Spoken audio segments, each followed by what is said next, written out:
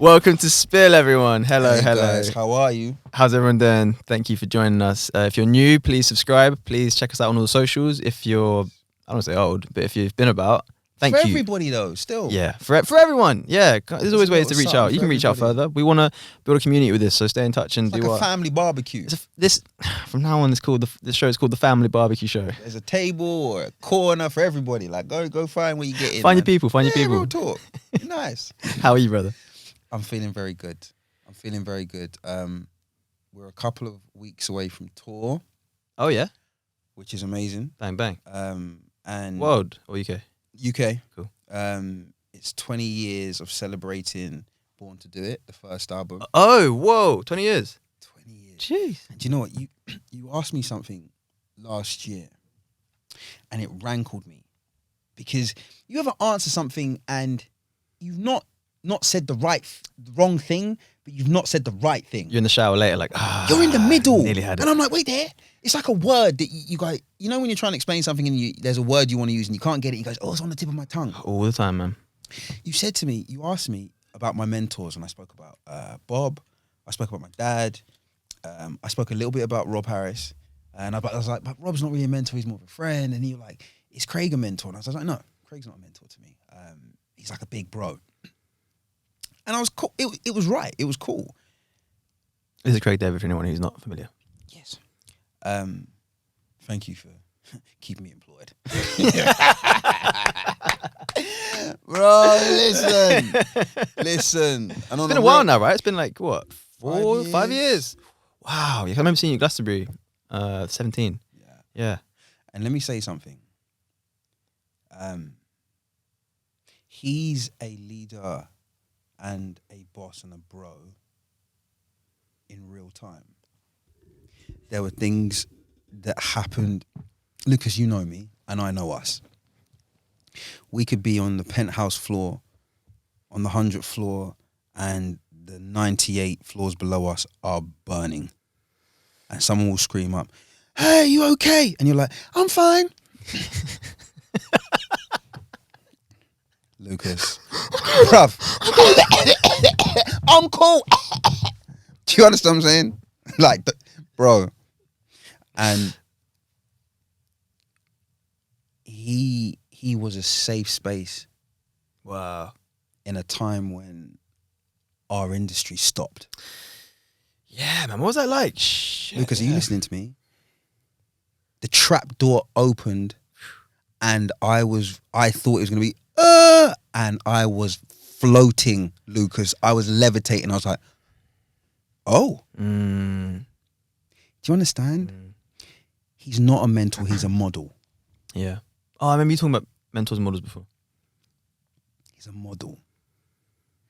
The ability to be able to see something in the closest proximity and to learn from the example, to understand the nuances, the intangibles, because so much of it looks visually amazing underneath the surface. Do you understand? You know when you're in the Caribbean, and I remember I went to Grenada.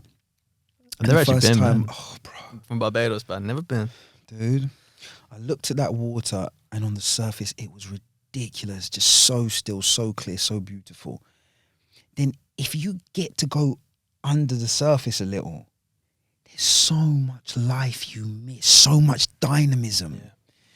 And sometimes I think that's how it is with our industries, that sometimes people only get to see like the surface of it and it all just looks so clear and so glorious, and they don't realize that there is an underbelly. There's a thing underneath that is constantly moving. And it's layered. Oh my gosh. It's so deep you can't even imagine. And sometimes what causes the movement on top comes from deep within the core.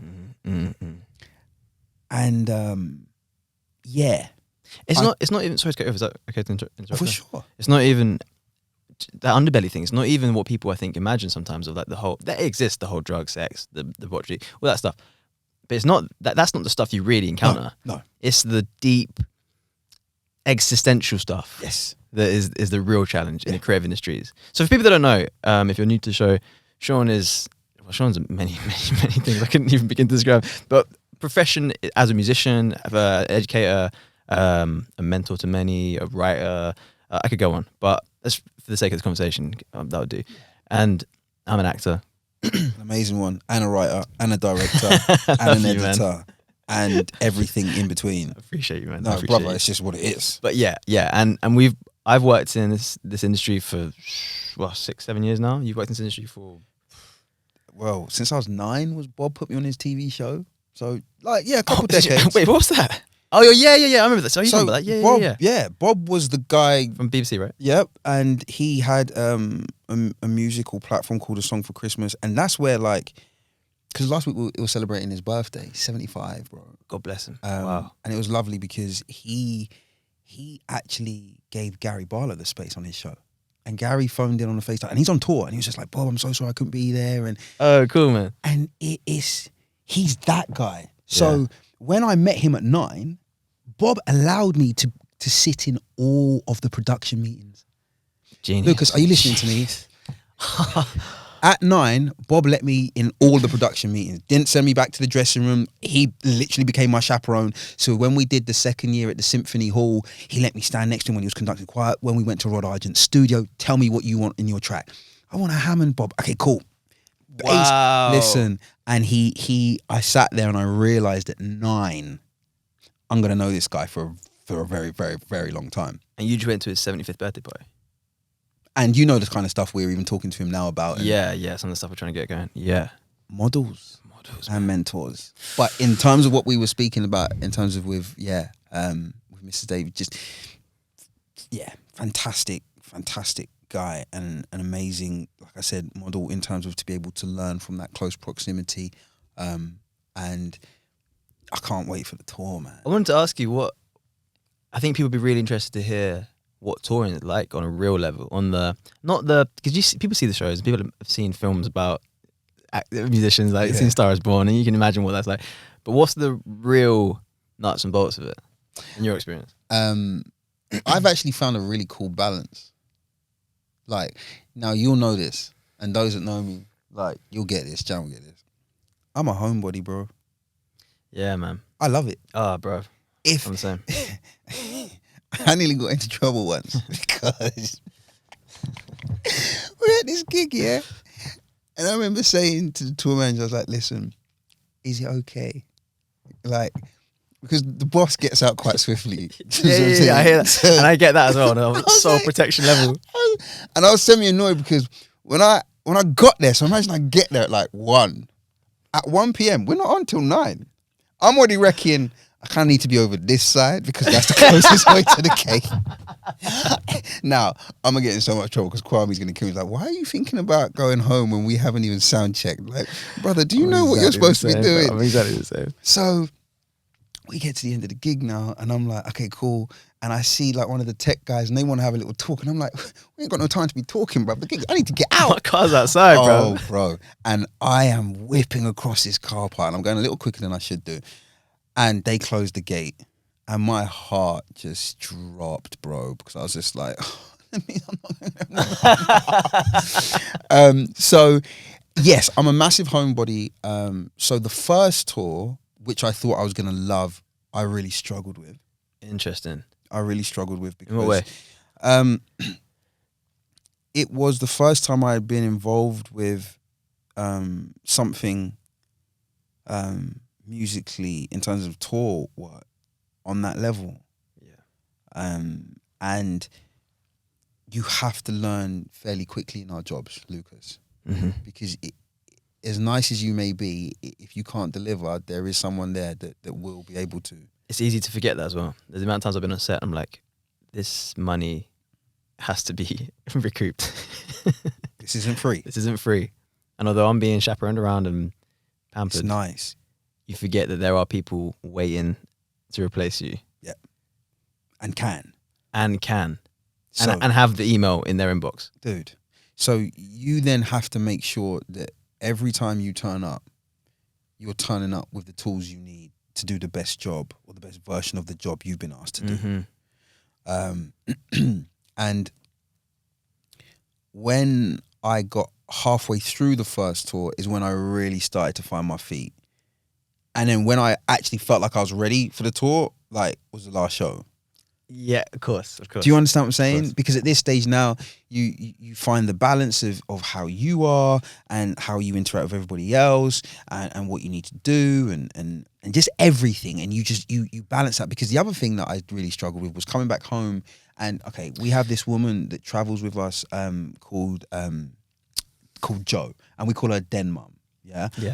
Now Jolie is amazing because she is like, imagine taking your favorite aunt on holiday with you. Yeah. When I woke up at mine, Lucas, and there was no email from Jolie, and there was no, do you want to come and do that? Mm-hmm. It weirded me out, and it took me 2 weeks to kind of recalibrate and go, okay, I'm home. Yeah. And this is normal, because I think sometimes you can think that Disneyland is real, brother. 100%. I had a really similar experience recently shooting abroad, and I'm similar to you, man. Like I'll be really honest. The night before my flight, I was in bed with my girlfriend, and I was like, I don't want to go. I get it. I want to do the job, of course you do, but I don't want to go. Of course, I'd much rather just stay here, and I don't want to be away for X amount of weeks or X amount of however long. But that said, I went and had a great time, but what is interesting is that the way in which you're sort of. And this, I really want to make this clear that I don't want it to sound like we're whining about, or I'm whining about the trappings of being an actor, because that's like the most ridiculous thing. There's people that day to day break their backs lifting loads, and so like I'm not trying to say that, but it is an interesting thing to sort of start to understand for myself, the way in which you're sort of infantilized on set, the way in which you're sort of like you're pampered and. It feels like pampering, and it feels like you're being like, oh, I could like anything. Why don't you sit down? Why don't you get in the car and we'll try? And when I realized that it's not because they love you and they want you to feel great, it's because they've paid for you to do the job. And if you get hurt, people lose money. Yes. So you need to be constantly, why don't we get you this? Can I put you in the hotel? Okay, then I'm going to travel you back to the hotel. And constantly, because if anything happens to you, gig's off. Yeah. And actually, it's actually a really useful way to reframe it, because now when I come home, I don't have that. Well, I do a little bit have that thing of like, where's the people who are going to handle it? I have to go and get my own stuff from the. No, I get it. But it's not from a place of sort of entitlement or anything like that. It's from a place of. I don't know what it's from a place of. What like. I think when you're comfortable in your who, sometimes the negotiation of trading what you know for what someone else thinks, it becomes a lot less attractive. Yeah, right. Now, what I feel, the only thing I'd add to what you said in terms of how my environment and my surroundings set up is that obviously we've all been working together for a while now. Yeah. So the care element, yeah, and the love element, community and the love and the family, it's there. Yeah. So it's the nature of reciprocity that becomes hard. And let me put this into context, not in the scale that I'm gonna say it, but just so people can maybe visually and dynamically understand.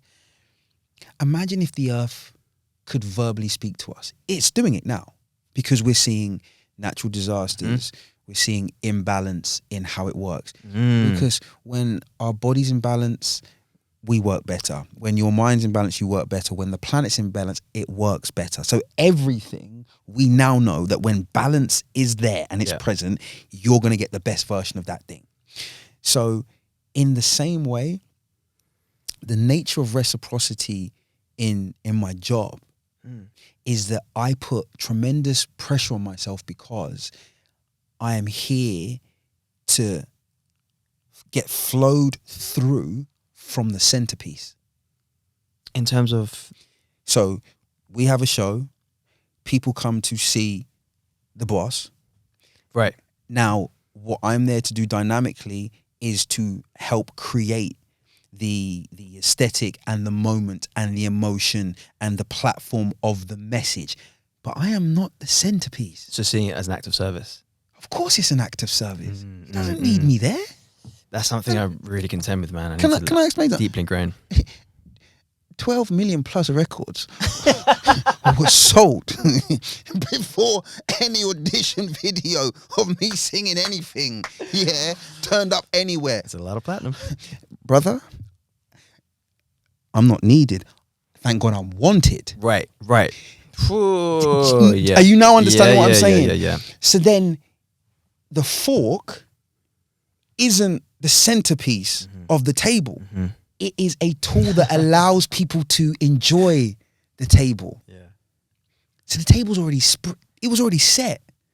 So I had to come in and find out, okay, cool. How do I make sure that I am a useful piece that does not detract or take away from what the focus should be, but just aids it? It's funny, man, because like that's what I know. How I need to understand what I do. As I need my act of service is in service of the story. Yeah, and I'm a piece within the story. Yeah, and whatever, whether that's the lead role or the one line on a day player thing. But I've got a lot of ego, man. I've got. We all do. And there's a lot of opportunity for me to validate my ego with attention. And I don't mean that in a like global. I don't mean that in a. I'm talking about like fame. I mean, I'm talking about in a literal. You do a take on set, and people are like, "Well, that's great," that kind of thing. Like, and I'm trying to get out of the habit of like needing that, of it just being enough to just do it and leave. I get it, and not expect anything. Not expect there to be an increase in my followers when something comes out. That kind of stuff. You know what I mean? Because I want to do this forever, man. Yeah. And I can feel. I can imagine how easy it becomes for you to surround yourself with people who are like, oh man, you're the best thing that's ever happened, and you want to and lose sight of the fact that it's an act of service. And beyond the story, and the reason you actually serve the story is to serve people who need to. Films have changed my life so many times. Yeah. Music's changed my life so many times and saved my life so many times. That's the act of service I need to always remember is at the heart of why I do what I do. I would put it in this way, based on the question you asked. If you're the flow through, then make sure you follow through. Woo! Again. If you're the flow through, then make sure you follow through. So if you're what it comes through, then make sure that you then pass it on. So I make it my business to interact with what I would call the less visual parts of our production team. That might be the guys that when I'm allowed to go back and sleep, they're packing down that arena. Yeah. Do you understand? Yeah. And Lucas, it won't always be, how's your family? Like an hour's conversation, but it's maybe 2 minutes that you really mean. And people aren't stupid. We have our intrinsic BS detectors. Yes. It's called authenticity and sincerity. Yeah. Lucas, and I say this especially to my female students, I'm like, ladies, if you ever want to understand authenticity, you've all been in a situation when you've met a group of girls who, let's say out of 6 girls, 4 of them are your friends, 1's okay and 1's completely new. And you know if she really means hello after she says it. Because there'll be something in you that goes, oh, she's really genuine. And there'll be something in you that goes, you don't mean that.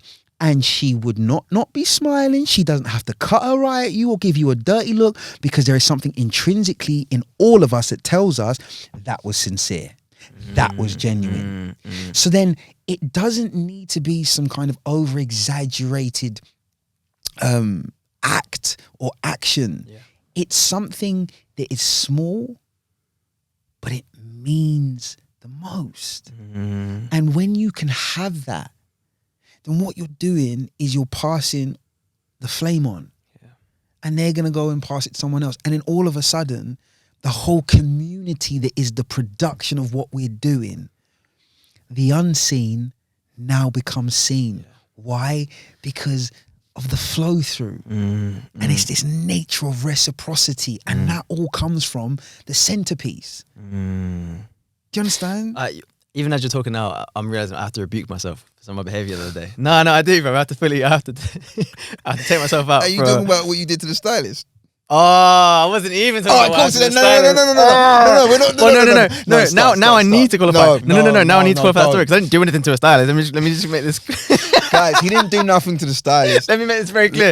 You make it sound like You know when I probably dropped you in it, and man's like, "Why are you telling people about the way you worded that? Are you talking about what you did to the stylist, bro? That's the most inflammatory sentence I've ever heard in my life. I'm so sorry. Let me explain what happened. No, but actually, it's a really interesting.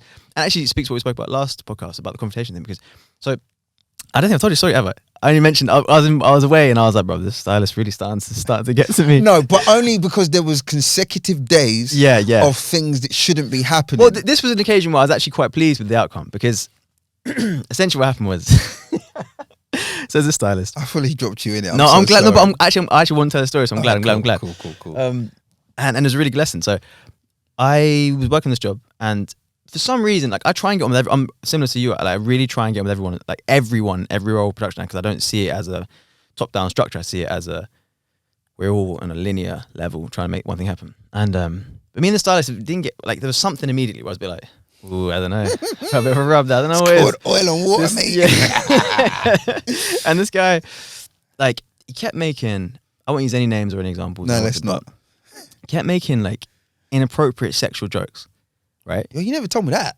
I know, but I didn't have the time to go into full detail. So you kept making and there was someone else there who I felt had like a bit of an eye roll, sort of, he does this all the time kind of thing. And I was like, what does he? And then it carried on like, and obviously I'm getting dressed, right? And it's like I don't generally care about this kind of thing, but I'm in a vulnerable position, man. I'm like fucking in my boxes and shit. I'm trying to put my trousers up, and this guy's like making sexual jokes like about the costume and stuff, and being like, "Well, I don't know, we've got under your shirt," and like, I say jokes, they're not jokes. Right? They're not. I didn't find it funny. I feel a little uncomfortable. Bro, yeah, listening to it. 100%. I said that's like day two. I would turn him and like, brother. So the first like little warning, I was like, I won't. Let's see how it plays out for a minute. So I was like, cool. I'll make it very clear that I'm not on the same wave as you. So I just sort of looked at him for a minute. I was like, when he made a joke, I didn't respond, didn't laugh. I was like, I made it uncomfortable. I was like, cool. See if that makes the message clear. And I got home and I was like, if there's one word tomorrow, I'm gonna make it as uncomfortable as I possibly can. Oh wow. And I was like, because I'm trying to get to a place where I'm happy to, like we spoke about last time. Yeah. I'm happy to be like, I will make this so uncomfortable if you're being inappropriate or being unreasonable, being unkind. Yeah. I'm happy to engage in that discomfort if it's the right thing to do. Yeah, because you're rebalancing what's happening. You're rebalancing the room and the space. 100%. It's that not being nice thing. It's that I'm not going to be nice and be like, that's so funny, mate. It's not. And you have to take that to work because you're going to be the one going into that scene and going, okay, I now need to get this person and their energy flow away. And it's also for the next... oh my God, I'm first off talent there. I'm so used to it. The next person that is in that position might be someone who doesn't have the confidence to be like, stop doing that, and just carries that and feels a bit vulnerable and a bit like, I can't think of the word, but a bit what's that when you've been like exploited, like whatever. Yeah, a bit. You're vulnerable. You feel exposed. Yeah, feel exposed. So anyway, so the next day, it's early in the morning as well, man. This guy's got energy, bro. He's got energy. It's like I've just got to set. It's like 6 a.m. Knocks on the door. I come in. Comes into my change room and he goes, I was hoping to see you naked. And I went, and I very calmly, very, very sternly was like, you need to stop making those jokes because it's making me uncomfortable.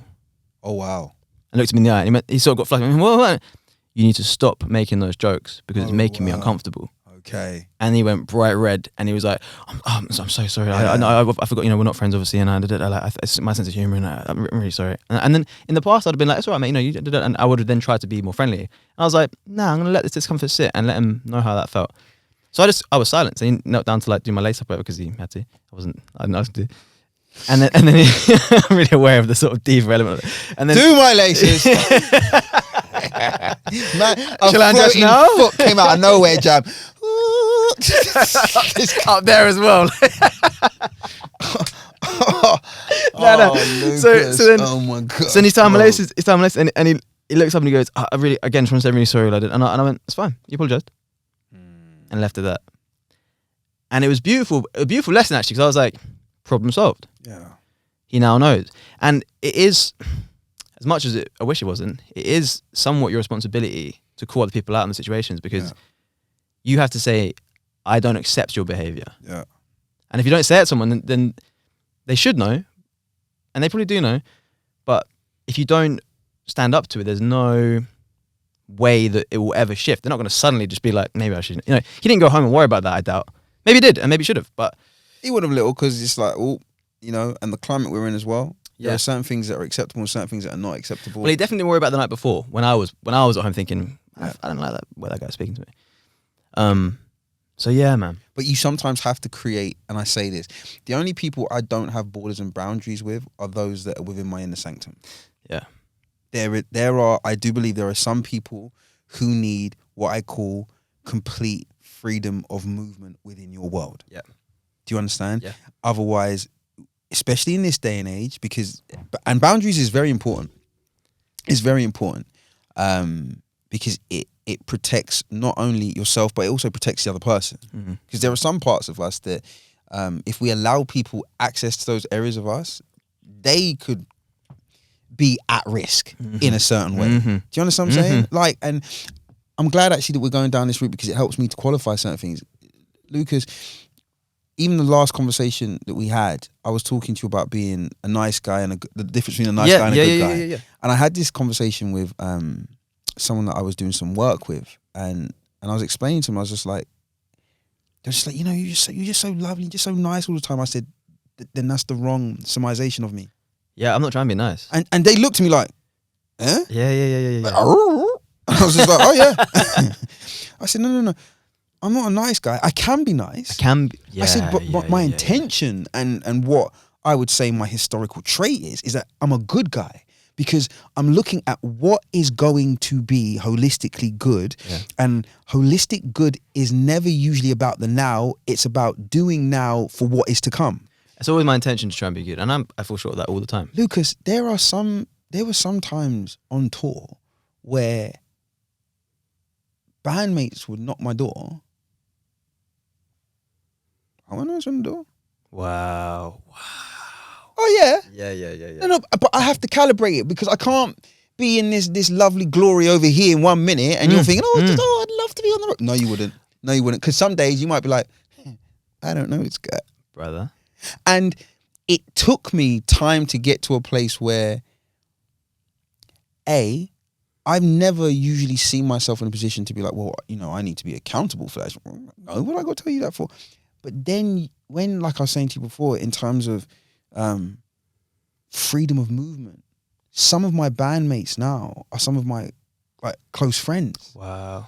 So there are parts of myself that I can expose and reveal to them in moments of vulnerability because now they're a support system rather than something that I need to keep on the other side of a wall that makes me feel safe. Does that make sense? And I think that with that is that borders and boundaries are very necessary. But I've just found that what works for me is that I do have a clutch of people that I feel know me intrinsically that I allow freedom of movement to, because you need to have someone that can check you. Do you understand what I'm saying? 100%. And in that moment, you gave him something that he would have gone back to someone in his inner sanctum that would have been able to check him and goes, no, you got too comfortable. Yeah. And you allowed whatever your natural proclivity is to get into your workspace. Yes. And your workspace, if you are following the line of purpose and gifting, that's not about you. That's about a treasure that was put inside you that you're supposed to then give to others. Yes.